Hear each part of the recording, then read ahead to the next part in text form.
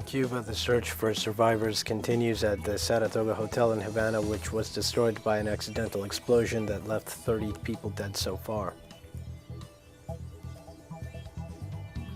Cuban and Mexican governments signed cooperation agreements in several areas in order to strengthen binational cooperation. On Sunday, the Palestinian National Authority renewed its claim over East Jerusalem after rejecting Israeli Prime Minister Naftali Bennett's statements about the occupied area since 1967.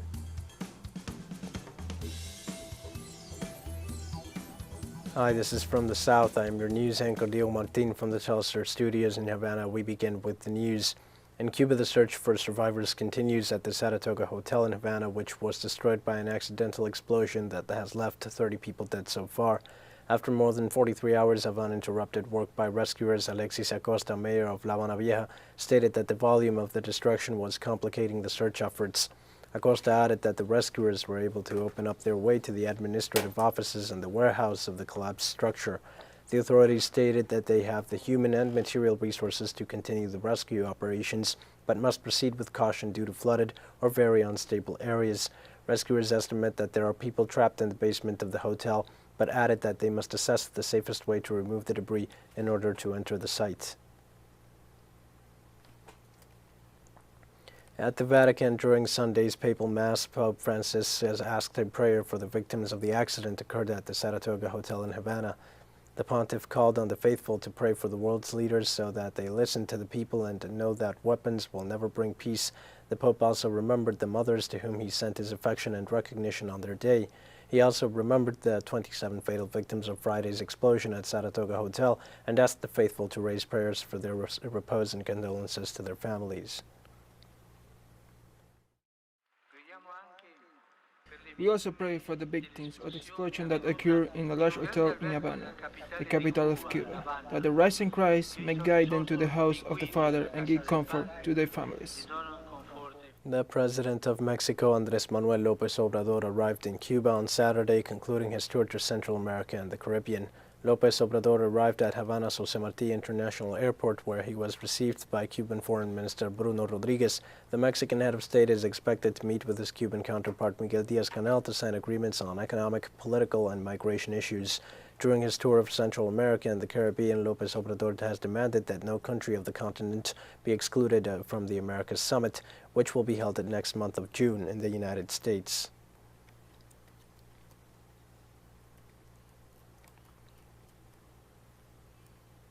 Cuban and Mexican governments signed cooperation agreements in several areas in order to strengthen binational cooperation. The agreements were signed by the presidents of Cuba, Miguel Díaz-Canel, and Mexico, Andrés Manuel Lopez Obrador, at the Palace of the Revolution in Havana. The presidents and their ministers signed agreements in the health sector. The two heads of state signed a joint statement to promote the development of social, economic, cultural, educational, and commercial activities for mutual benefit.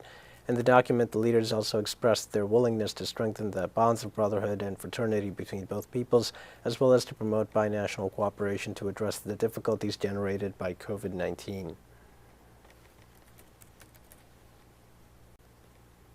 In Italy, during the 18th Congress of the World Trade Union Federation, participants rejected the blockade imposed on Cuba by the United States. The Congress expressed its solidarity with Cuba and rejected the economic, commercial, and financial blockade imposed by the United States on the island, noting that the blockade costs the Cuban state around $12 million each day, which accumulates during the last 6 decades an approximate of $1,326,432 million in gold. It points out that the blockade is a massive human rights violation of the Cuban people, an inhumane policy aimed at generating shortages and destabilization, and affirms that it is the main obstacle for the recovery of the Cuban economy.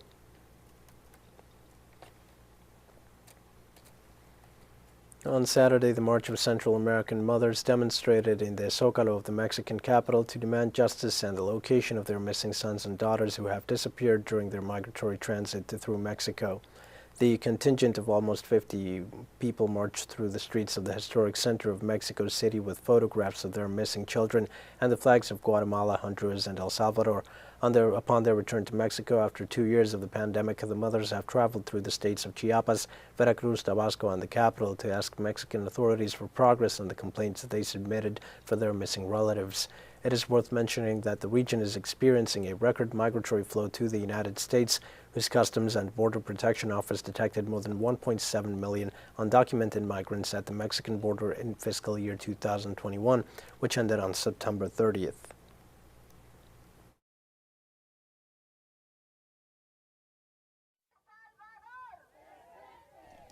El Salvador, present. Guatemala, present. Guatemala, present. Who we are, Mesoamerican mothers, not heard. Who we are, Mesoamerican mothers. So, listen, your mother is in the struggle. Daughter, listen, your mother is in the struggle, shoulder to shoulder, side by side.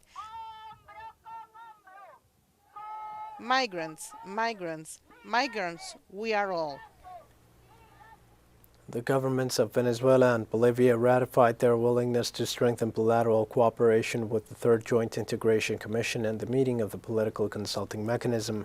In a joint statement issued by Venezuelan Foreign Minister Felix Plasencia and his Bolivian counterpart Rogelio Maita, following Plasencia's visit to the Andean country on May 5 through 6, the parties agreed to hold the second meeting of the Consular and Migratory Consultation Mechanism as a forum for dialogue to benefit their communities abroad. They reviewed the negotiation agreements in several areas such as tourism, environment, ecological mining development, among others.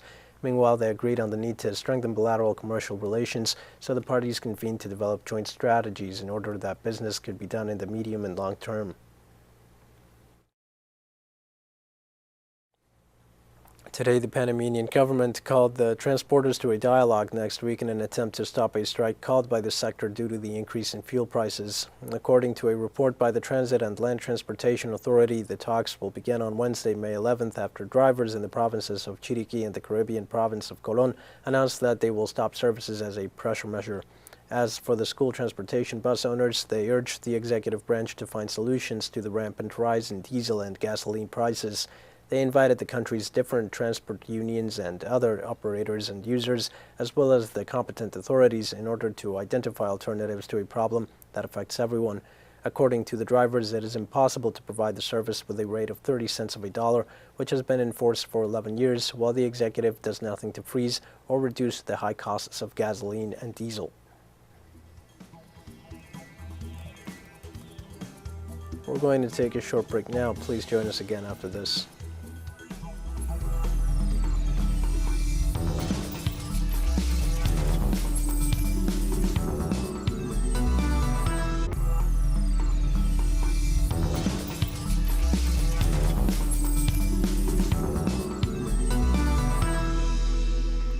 On Saturday, the former president of Brazil, Luiz Inácio Lula da Silva, officially announced his presidential candidacy for the general elections in October. The activity took place in the city of Sao Paulo. At the event headed by former President Luiz Inácio Lula da Silva, the Let's Go Together for Brazil campaign movement was launched, which brings together the 7 political parties that support Lula. It also includes multiple unions and social organizations such as the Landless Movement. The Workers' Party pointed out that the movement Go Together for Brazil seeks to return the nation to the path of social justice, economic growth, sovereignty, and democracy. This weekend, a coalition of labor unions, social movements, and left-wing political parties united to launch the candidacy of Luiz Inácio Lula da Silva for the Brazilian presidency. In Sao Paulo, our correspondent Brian Meyer reports. Thousands of working-class social movement and labor union activists gathered in São Paulo on Saturday to participate in the official launching of Luiz Inácio Lula da Silva's pre-campaign for the Brazilian presidency. Today we are launching Lula's pre-candidacy.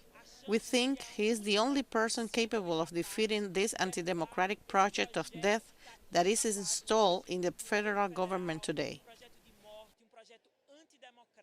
The Vamos Juntos pelo Brasil coalition, officially formed on Saturday, is made up of 7 left and center-left political parties, 7 union federations, and dozens of working-class social movements. Together, they have pledged to work to return Lula to the presidency. We can't stop dreaming and fighting so that this country reflects all of its grandeur, its people and its culture, and definitively end injustice. At the event, Lula, who was politically imprisoned for 580 days during the last election season on a frivolous conviction that's been reversed by the Supreme Court and ruled unfair by the UN Human Rights Committee, returned to a theme that has dominated his 50-year political career: hunger.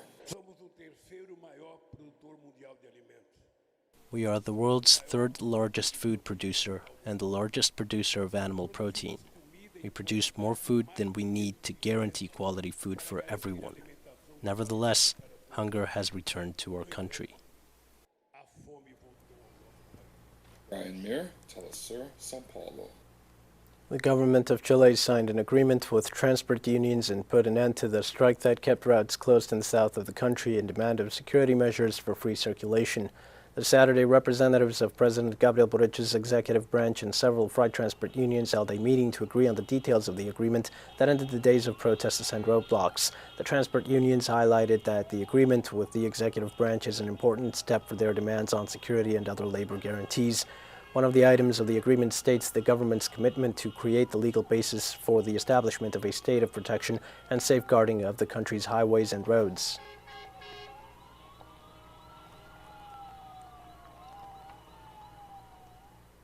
Sinn Féin won the largest number of seats in the Assembly election and with it the right to nominate the party's Northern leader Michelle O'Neill as the First Minister of Northern Ireland, the first time in the North's history that the top position has been held by a nationalist party. With all 90 seats declared soon on Sunday, Sinn Féin retained all its seats to win 27.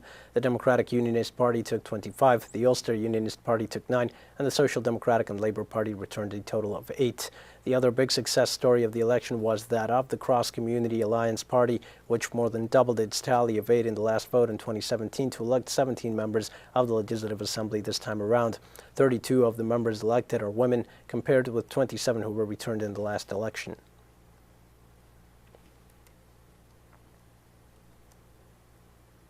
Russian President Vladimir Putin extended his congratulations to the leaders and peoples of the countries that were part of the Soviet Union and played a leading role in the victory against German fascism during the Great Patriotic War. In his written message on the occasion of the 77th anniversary of victory, the Russian head of state stressed that his country pays respectful tribute to the soldiers of the front and the workers of the rear who crushed Nazism at the cost of the countless sacrifices and hardships. He reiterated the need to preserve and transmit to posterity the truth about the events of the war years, common spiritual values, and traditions of fraternal friendship. In a point of the text dedicated to the heads of the Donetsk and Luhansk People's Republics, Putin emphasized that the Russian military, like their ancestors, are fighting for the liberation of their homeland from Nazism, confident that, as in 1945, victory will be achieved. We have more news coming up after a final short break. Please stay with us.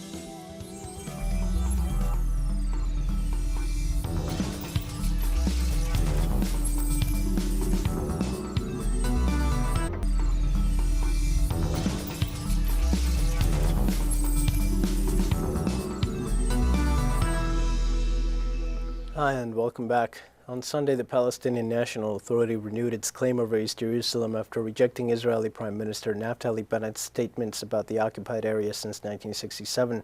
In a statement, the spokesman for the Palestinian Authority, Nabil Abu Rudaina, recalled that several UN Security Council resolutions recognized Palestinian rights to the area where the esplanade of the mosques, a holy site for Muslims and Jews, is located. Rudainia's statement came in response to Bennett's comments, who this Sunday stated that all decisions regarding the Al-Aqsa Mosque in Jerusalem are made solely by the Israeli government, regardless of outside considerations. The spokesman also warned that the only way to achieve security, peace, and stability in the region is to recognize the rights of the Palestinian people, which include putting an end to the occupation and the establishment of an independent state with East Jerusalem as its capital. Syrian President Bashar al-Assad met with top Iranian leaders, the Supreme Leader Ayatollah Ali Khamenei and President Ebrahim Raisi in a surprise visit to Tehran on Sunday, then left for Damascus the same day. The Supreme Leader's website confirmed the meeting. Its readout of the rare sit-down quoted Khamenei as telling Assad that his victory in an international war increased the credibility of Syria and that Iran wishes to boost bilateral ties with the country. This is the Syrian president's second trip to Tehran since the beginning of Syria's war in 2011. He had previously met the Iranian Supreme Leader, his biggest regional ally, in February 2019. At the time, Qasem Soleimani, the commander-in-chief of the Quds Force, the foreign operations arm of the elite Islamic Revolutionary Guard Corps, had accompanied Assad on his visit. Soleimani was assassinated by a United States drone attack in Iraq in January 2020 under former President Donald Trump's watch.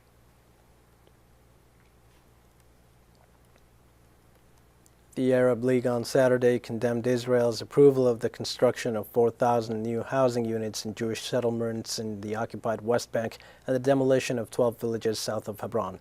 In a press release, the organization stated that the occupation authorities' announcement of new construction plans and authorizing the destruction of villages, displacement of thousands of people from their homes, and confiscation of thousands of dunams of land between the cities of Jerusalem and Jericho were equivalent to war crimes and crimes against humanity under the international law. It cautioned that the Israeli schemes, which are part of escalating Israeli attacks on the Palestinian people and are considered as war crimes, will have adverse repercussions on international security and stability. The government of Ethiopia announced that it will export 100 megawatts of electricity to South Sudan every month for the next 3 years. Ethiopian Electric Power Company authorities informed that a South Sudanese delegation headed by the Minister of Energy and Dams, Peter Marcello, traveled to Sudan to finalize a memorandum of understanding about this transaction agreed upon between both countries. In the first instance, 100 megawatts of electricity will be sent, then the export will be gradually increased to 400 megawatts. The measure seeks to help the neighboring country to meet its growing demands and, in addition, to obtain foreign currency that will help develop important projects quickly. Protesters rallied in front of the Presidential Secretariat of Sri Lanka in Colombo on Saturday to voice their concern about the state of emergency and the use of force by police on peaceful protesters. The country is also going through its worst economic crisis in recent memory, triggering protests across the Indian Ocean island nation, with people demanding the resignation of President Gotabaya Rajapaksa and his powerful ruling family. The head of state issued a decree declaring a public emergency on Friday. The declaration of emergency came on the same day that shops, offices, banks, and schools closed across the country, heeding calls for a shutdown in protest against the head of state and his family. Trade unions have warned of continued strikes from beginning May 11th if they do not resign by then.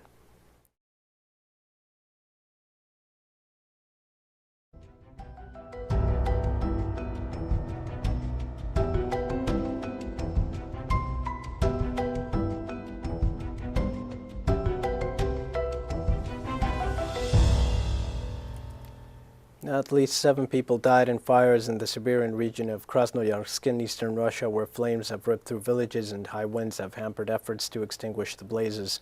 Hundreds of firefighters tried to contain the blaze, which is a rare occurrence in the region during May and have been fueled by a lack of rain and fierce winds.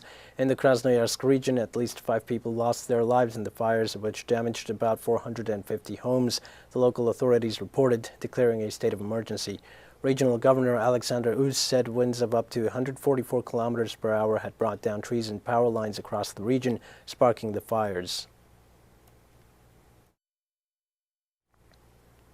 Russian firefighters reported having extinguished wildfires in 4 areas of the Krasnoyarsk region in Siberia. According to the Ministry of Emergency Situations, fires raged in more than 16 villages of the Krasnoyarsk region on Saturday and spread as a result of strong winds affecting 18 municipalities with more than 200 fire outbreaks. Authorities reported the blazes in the Bogotolsky, Kozulsky, and Charipovsky and Abansky districts were extinguished. Regional administration said winds of up to 144 kilometers per hour brought down trees and power lines across the region, sparking the fires.